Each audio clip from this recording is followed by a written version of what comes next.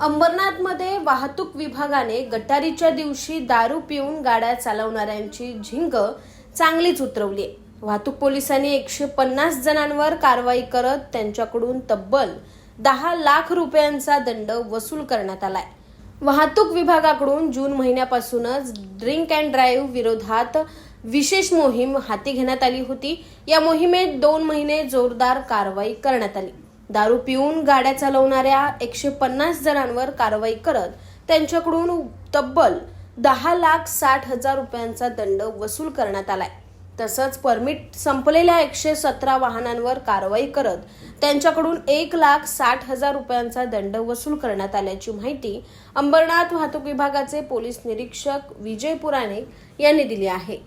माननीय पोलीस उपायुक्त वाहतूक विभाग यांच्या मार्गदर्शनाखाली तसेच माननीय सहाय्यक पोलीस आयुक्त पवार साहेब यांच्या मार्गदर्शनाखाली जून व जुलै महिन्यामध्ये दारू पिऊन वाहन चालवणाऱ्या लोकांवर विशेष कारवाई करण्यात आलेली आहे।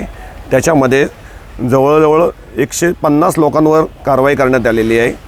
त्याच्यामध्ये प्रत्येकी 10,000 रुपयेप्रमाणे कोर्टात त्यांना फाईन असा 10,60,000चा फाईन कोर्टाने त्याच्याकडनं वसूल केलेला आहे।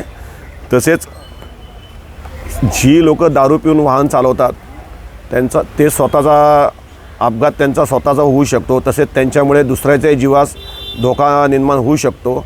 त्यामुळे सर्व नागरिकांना विनंती आहे की दारू पिऊन वाहन चालवू नका।